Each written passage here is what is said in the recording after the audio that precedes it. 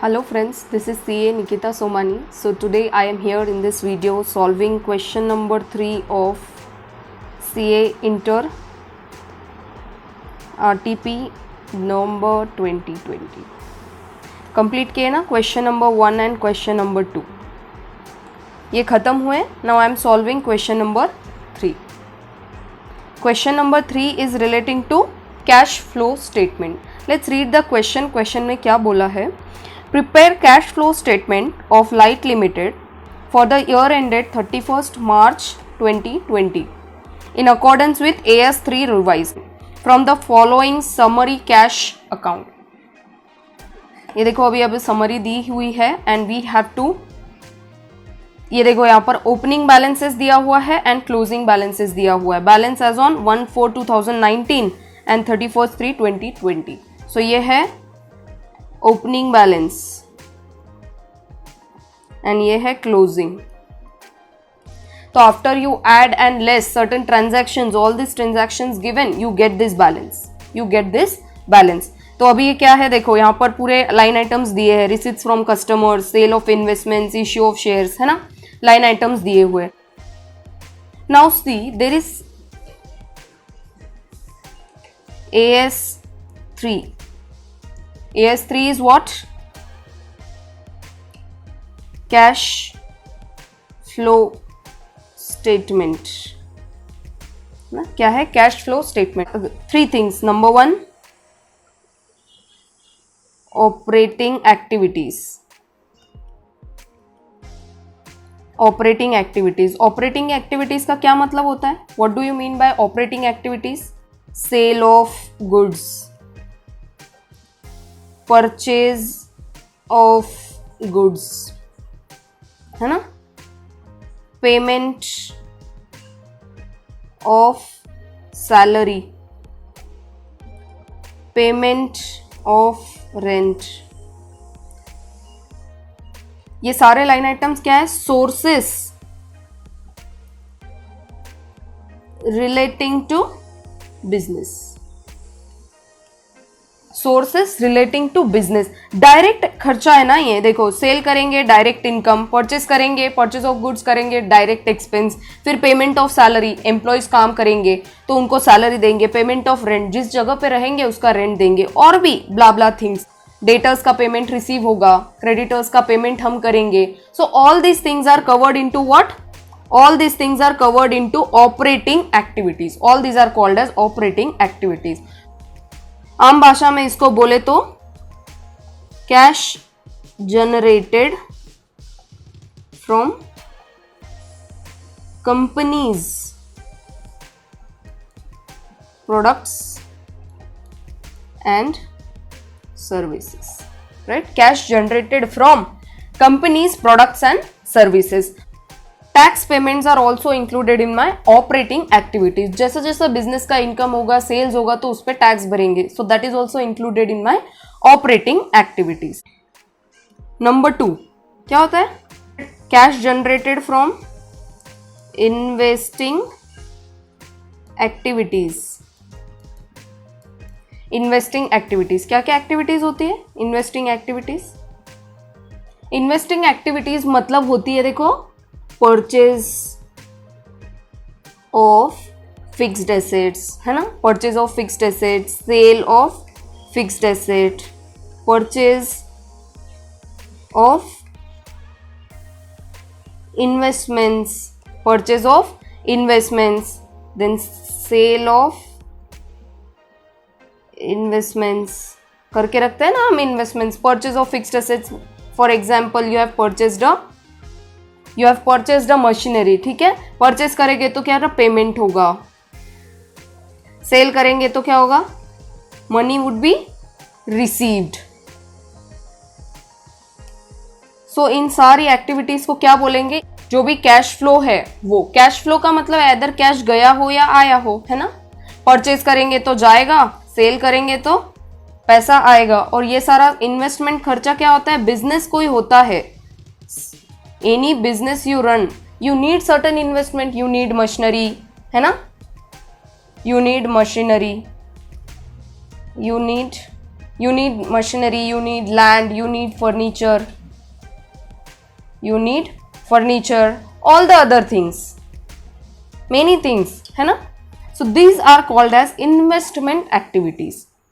तो बाइफरकेट करना पड़ेगा इसमें भी, है ना. Investing activities. नंबर 3 लास्ट में क्या था? Cash flows from financing activities. Financing activities क्या होता है? बिजनेस रन करने के लिए फाइनेंस लगता है. फाइनेंस कहां से आता है? Issue of shares, issue of debentures. देखो बैंक लोन, ये क्यों होता है? हम ये पैसा क्यों लेते हैं? कहां से कलेक्ट होता है? Issue of shares, issue of debentures, bank loan लेते हैं ना बिजनेस करने के लिए. तो ये फाइनेंसिंग एक्टिविटीज कहां से पैसा आया है. And then what do you give? Finance activities में देंगे क्या? Interest payment, dividend payment, interest payment, dividend payment, all these activities are called as financing activities to run the business. Business run करने के लिए जो भी फाइनेंस जहां से आएगा या फाइनेंस हम जहां से देंगे, जिसको देंगे, है ना. जैसे इंटरेस्ट दिया, डिविडेंड दिया, सो दीज आर गिवन. और जहां से पैसा आया, कहां से आया? Issue of shares, issue of debentures, issue of preference shares. Then what? Bank loan. All these activities are called as financing activities. There will be 3 activities, है ना. Cash flow statement में there will be 3 activities. What are those? Those are operating activities, investment activities and financing activities. अब देखो. So now in this question there is an opening cash balance given and other line items are also given. Then receipts from customers, sale of investments, then issue of share, sale of fixed asset दिखता है यहाँ पर. अभी हमको bifurcate करना है कि what all are this things. तो अभी क्या बोलते हैं? Receipts from customers. कस्टमर्स से पैसा आया है, मतलब डेटर्स लोगों ने पैसा दिया होगा. Debtors is what? It is an operating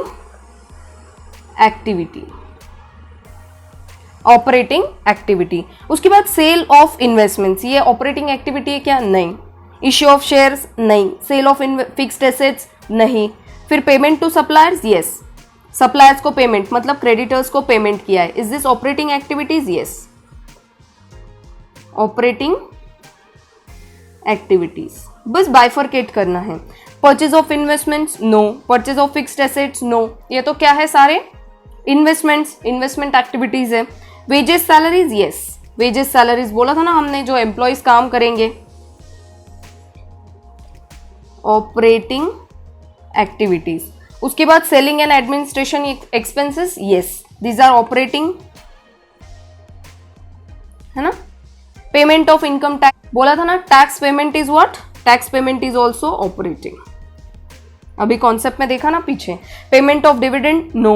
repayment of bank loan, no. Interest paid on bank loan, no. देखो सारे ऑपरेटिंग हमने एक्टिविटीज मार्क कर दिए.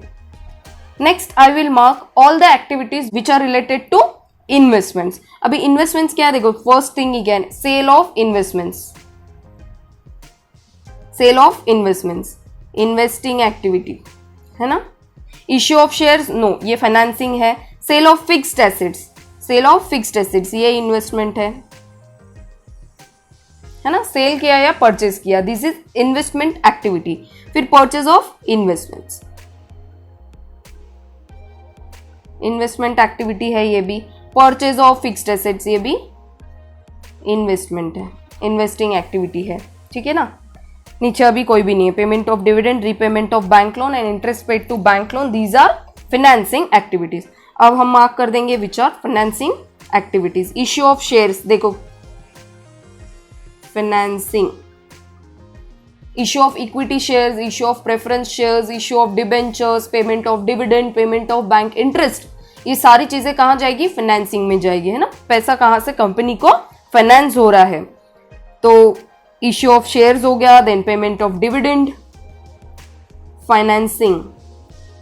Repayment of bank loan, financing. interest payment on bank loan, finance. All these activities are already discussed in concept. ये हमने देखा ना सारा. अभी यहाँ पर मैंने पूरा मार्क कर दिया है ना, which is operating, which is investment, which is financing. अब करना क्या है बस. Let's see in the answer now quickly. Cash flow statement of Light Limited for the year ended 31st March. देखो उन्होंने क्या बोला है, cash flows from operating activities. क्या क्या बोला है, receipts from customers, payment to suppliers, paid to employees, then other cash payments, that is selling and administration expenses, and then cash generated from operations. देखो ये सारे एक्टिविटीज हमने भी वहां मार्क किए, ये सारे एक्टिविटीज हमने भी वहां मार्क किए. 1 2 3 4 and then this income tax paid, and then we have net cash from operating activities outer में. These 5 line items, cash receipts from customers, payment to suppliers, paid to employees, and then cash payments for what, selling and administration expenses and income tax paid. दिखता है यहाँ पर आपको customers, फिर उसके बाद और कहाँ है suppliers, फिर wages, salaries, administration expenses, selling administration expenses, payment of income tax. कितने line items हो गए यहाँ पर भी, there are 1 2 3 4 5 line items. Okay अभी एड लेस तो ठीक है, ये आपको करना है, लिखना है आपको ऐसा इनर कॉलम में. पेमेंट है तो लेस करो एंड रिसीट है तो ऐड करो and you get this amount as cash flows from operating activities. What, operating activities. Next, cash flows from investing activities. क्या क्या है देखो, purchase of fixed asset, sale of fixed asset, purchase of investment, sale of investments. Last में you get net cash used in investing activities. ये देखो add less किया सब and there is one figure in outer negative में, ठीक है. Last में cash flows from financing activities. क्या क्या होती है फाइनेंसिंग एक्टिविटीज, हमने देखा ना, issue of share capital, bank loan repaid, interest paid on bank loan, dividend paid. You get net cash used in financing activities. वापिस से यहाँ पर एडलेस करो, you get certain amount in outer column, ये भी निगेटिव में है. अब ये जो तीनों अमाउंट्स है इसको एडलेस करो, यू गेट दिस अमाउंट, ठीक है. Increase in cash and cash equivalent, इतना नेट इंक्रीज हुआ ये तीनों एक्टिविटी से. और ये वाला अमाउंट क्या है, this is the opening cash balance. बोला था ना ओपनिंग अमाउंट दिया था 315, दिस ओपनिंग 315. इसको क्या किया, ये भी तो हमारे पास कैश ही है ना, वो भी हमारे पास कैश ही है. Opening cash balance that is added into that. And देखो यहाँ पे magic, closing cash balance is how much, 1458. Cash and cash equivalence at the end of the period कितना आया, 1458. क्वेश्चन में क्लोजिंग कैश बैलेंस 1458. अगर ये क्वेश्चन एग्जाम में आता है, if this question is in exam, then this is also for 8 marks. 8 mark के लिए आ सकता है एग्जाम में ऐसे टाइप का question. So 8 marks I think easily can be scored out of this type of question. So we have completed with question number 3. Next we are moving on to question number 4. Question number 4 is about profit or loss prior to incorporation. इसका मैंने already concept वाला भी video डाला है, which I will be providing the link of those videos in to the description box.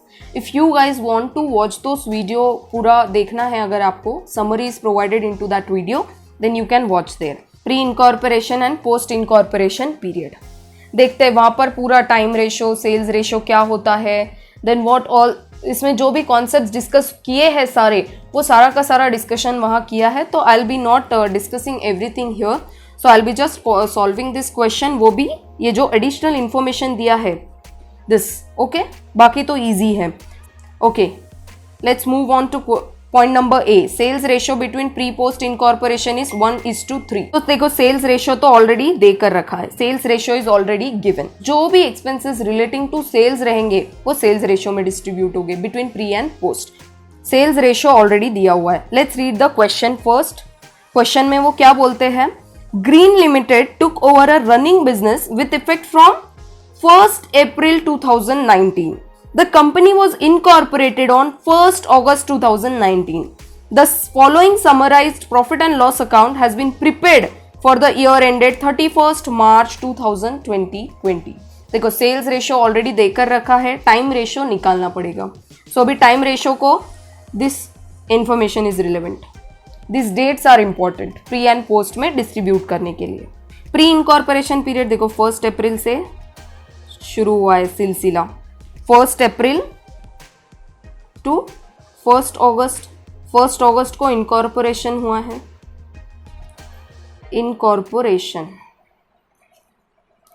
Incorporation 1 अगस्त को हुआ है. तो यहां पर मैं एक और डेट लिख देती हूँ, 31 जुलाई. कितना टाइम पीरियड होता है ये? 1 April to 31 July. April, May, June, July, these are 4 months. तो मैं ये बोलूँ 4 months are pre incorporation period. और देन ये 1 अगस्त से 1 अगस्त टू 31 मार्च 2020, ये 2019 है. Started from 2019 and all this period is, देखो 12 महीने का पूरा साल होता है. 12 महीने में से 4 महीने अगर 12 - 4 अगर प्री है तो पोस्ट पीरियड कितना रहेगा? 8 मंथ्स का. 8 मंथ्स का पोस्ट पीरियड रहेगा. देयरफॉर टाइम रेशियो क्या रहेगा? 4:8. और इसको सिंप्लीफाई करेंगे तो that comes to 1:2. 1:2 is my time ratio. ठीक है. Sales ratio is already given. Sales ratio is given. ठीक है.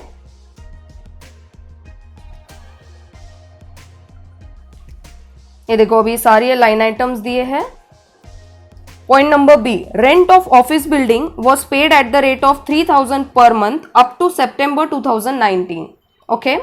And thereafter it was increased by 600 per month. मतलब उसके बाद इतना पर मंथ हो गया.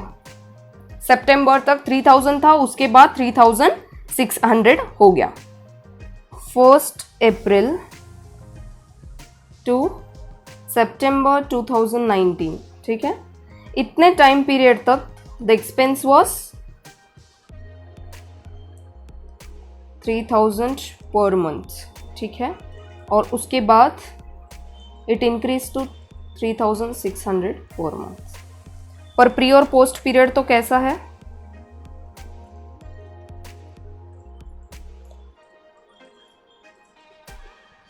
प्री पोस्ट पीरियड का हमने देखा 31 जुलाई वॉज इतना जो टाइम पीरियड था, this much time period is my pre. और इसके बाद का जो टाइम पीरियड है this is included in post. तो क्या करेंगे? देखो प्री में कितना जाएगा? देयरफॉर टाइम रेशियो हमने निकाला ऑलरेडी. कितना आया वो? 4:8 है ना. 4 मंथ्स, 8 मंथ्स, मंथ्स वाइज ले रही हूं मैं. तो 4 मंथ्स 3,000 पर मंथ था, है ना. ये अप्रैल, मई, जून, जुलाई, ये जुलाई तक का जो पीरियड था अमाउंट था 3,000. उसके बाद अगस्त एंड सितंबर इट वाज अगेन 3,000, है ना. 3,000 ही था. तो फिर से मैं क्या कर दूंगी? प्री पीरियड में कितना जाएगा? Therefore 3,000 into 4 it would be 12,000. ये मेरा कहाँ जाएगा? प्री में. पोस्ट में 2 महीने का, this 2 months is 3,000 again. 3,000 into 2, 3,600 into, ठीक है. सो आई write down here 6,000, 21,600. If you calculate, the amount comes to 27,600. So ये जाएगा प्री में, ये जाएगा प्री में और ये जाएगा पोस्ट में. Right. Bifurcation. This is how it is done. कौन सा एक्सपेंस था ये? This is rent. This is rent. ऊपर का क्या था? time ratio. This is time ratio. Next point, traveling expenses include 7200 towards sale promotion. देखो traveling expenses, sales promotion expense दोनों अलग चीज है, और वो क्या बोल रहे हैं, traveling expenses are to be allocated between pre and post on time basis. There is a adjustment. क्या एडजस्टमेंट है, ट्रैवलिंग एक्सपेंस को टाइम बेसिस पे लिखना पड़ेगा, और जो ये 7200 है सेल्स प्रमोशन का एक्सपेंस, वो कौन से इस पे डिस्ट्रीब्यूट होगा, सेल्स प्रमोशन बोला है तो सेल्स रेशियो पे होगा. तो देखो इसका एडजस्टमेंट कैसे करेंगे. I write down here travelling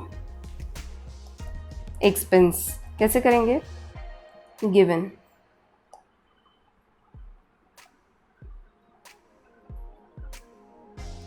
travelling expense कितना दिया हुआ है, 25,200. आई राइट डाउन हियर 25,200 लेस उसमें से सेल्स प्रमोशन एक्सपेंस, वो कितना है 7200. तो my pure net travelling expense कितना आएगा, नेट ट्रैवलिंग एक्सपेंस 18,000. उन्होंने क्वेश्चन में क्या बोला है, इसको हमको टाइम रेशियो में डिस्ट्रीब्यूट करना है. Time ratio is 1:2. निकाला ना अभी. So distribute between pre and post 1:2 में डिस्ट्रीब्यूट करेंगे तो कितना आएगा, 6,000 and 12,000. डिवाइड करना पड़ेगा इसको, divided by 3 and then distribute 6,000 and 12,000. ठीक है. So this is my travelling expense pre post, और this would be distributed upon sales ratio. Sales ratio is 1:3.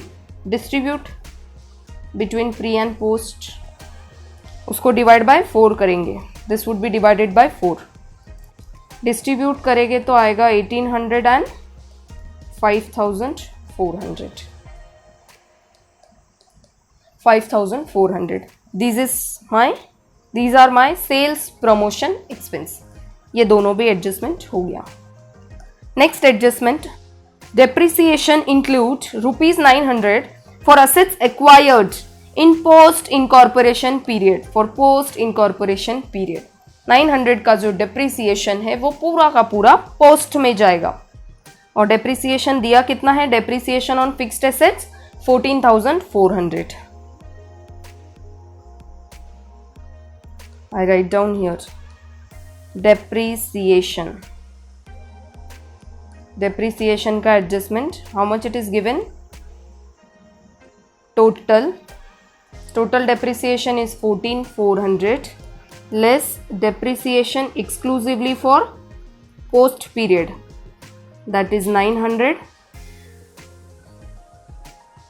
so बचा हुआ amount 13,500.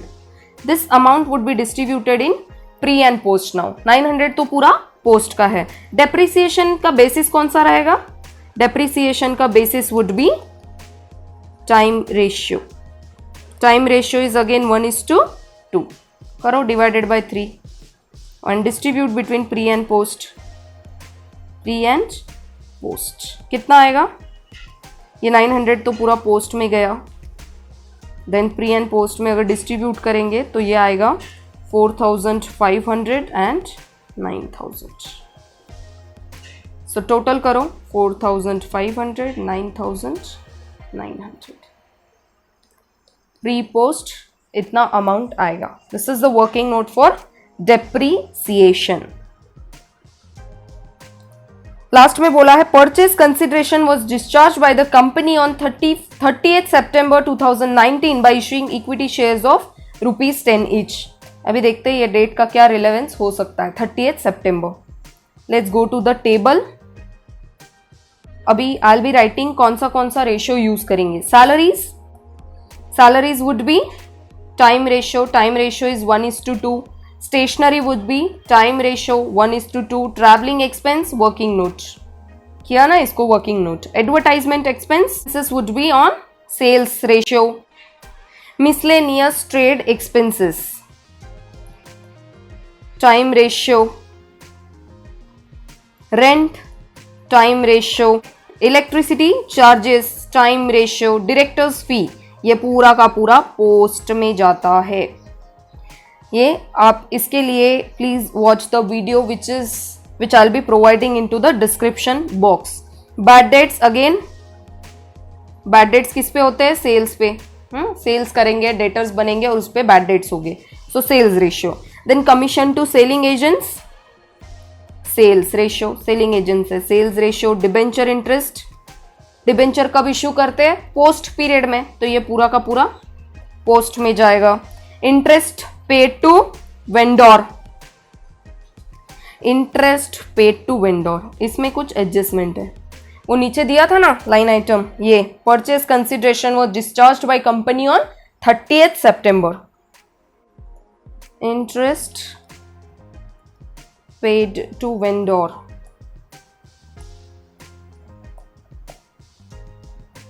There is one timeline again. It starts from 1st April. 30th September 2019 को sales consideration दिया and 31st जुलाई तक का है pre period. This is my pre period. इसके आगे का period is what? Post period. कैसे करेंगे फिर? These 4 months आर प्री, तो ये इंटरेस्ट जाएगा प्री में. कैसा लिखेंगे फिर इसको? 6,300 into 4 divided by 6. Purchase consideration is discharged by the company on 30th September. 30th September तक डिस्चार्ज कर दिया. और ये जो इंटरेस्ट पेड टू वेंडर है ये कब तक का देंगे? फिर 30th September तक का ही लेंगे. तो कितने महीने हो गए? 6 months. These 4 months and this 2 months. 6 महीने का ही इंटरेस्ट देंगे. ये पीरियड का इंटरेस्ट देने का जरूरत है क्या? No. This period till 30th March 20, यहां तक का ये जो आगे का पीरियड है, यहां तक का ये जो पीरियड है, इसका इंटरेस्ट देने की जरूरत है क्या? नो. 30th September को डिस्चार्ज कर दिया है परचेज कंसिडरेशन, तो कितने महीने हो गए फिर इंटरेस्ट के? 6 months. That is why I am dividing this by 6. तो प्री पीरियड में कितना जाएगा? प्री पीरियड में जाएगा 4200 एंड देन पोस्ट पीरियड में 2 महीने का इंटरेस्ट. 2 महीने मतलब पोस्ट पीरियड है ना ये. This is my post period. August and September post period. Post period में कितना जाएगा? 2100. राइट, तो टोटल हो गया 3600 प्री पोस्ट. ठीक है. This is again working note. I guess ये इंपॉर्टेंट वर्किंग नोट था. सेलिंग एक्सपेंसेस अगेन सेल्स पे जाएंगे. डेप्रिसिएशन ऑन फिक्स्ड एसेट्स, इसका भी वर्किंग नोट. Net profit. ठीक है. Main important thing gross profit. Gross profit किससे निकलता है? सेल्स से. इसका क्या रेशियो रहेगा? 1:3. करो डिस्ट्रीब्यूट. डिस्ट्रीब्यूट करेंगे. Let's go to answer. बोला है देखो यहाँ पे question number 4, statement showing calculation of profit for pre post incorporation. Pre post gross profit sales ratio, ये देखो डिस्ट्रीब्यूट किया है. करो, तुम भी करो प्री एंड पोस्ट में डिस्ट्रीब्यूट. ठीक है. Now these are just calculation thing. देखो salaries time ratio, stationery time ratio, advertisement expenses sales ratio. Then what? This is working note. Working note. Travelling sales promotion expense working note. Miscellaneous trade expenses, this is again time ratio. Rent working note. Electricity charges time ratio. Directors fee पूरा post में गया. Directors fee पूरा post में गया. Bad debts sales ratio. Selling agents commission sales ratio. Sales ratio. Debenture interest पूरा का पूरा post में गया. Interest paid to vendor, this is working note number 4. देखो वर्किंग नोट्स भी इन्होंने बनाए. देन सेलिंग एक्सपेंसेस सेल्स, फिर डेप्रिसिएशन ऑन फिक्स्ड एसेट्स, फिर से वर्किंग नोट. ठीक है. And then there is a pre incorporation post incorporation profits total किया हुआ है. राइट. अभी quickly let's move to working notes. Working notes में देखो टाइम रेशियो 1:2. रेंट हमारा भी आया है, रेंट का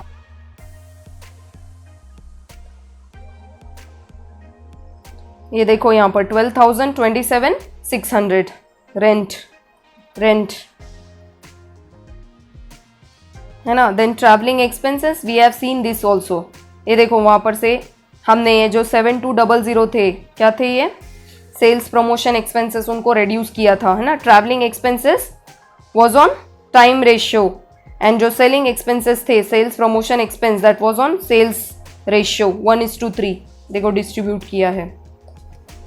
tally interest paid to vendor till 30th September 2019, ये हमारा भी आया है 4200 to 100. देन डेप्रीसिएशन अगेन देखो 900 पूरा पोस्ट में डाला और बचा हुआ जो अमाउंट है, दिस बचा हुआ amount is distributed between pre and post on the basis of time ratio, that is 1:2. आया था ना 4:8, उसका simplified version 1:2. So this is the completion of question number 3 and question number 4. So that is cash flow statement and what profit or loss prior to incorporation. ठीक है, ये दोनों चीजें solve की है. These are big questions, so दो ही solve हो पाएंगे. Bonus issue and further questions will be solved in next video. I hope all these things which I'm solving right here in this video, which is in your RTP November 2020, that is helpful to you. Okay, so please put it in the comment box and tell me that is that helpful for you. Okay, thank you so much guys.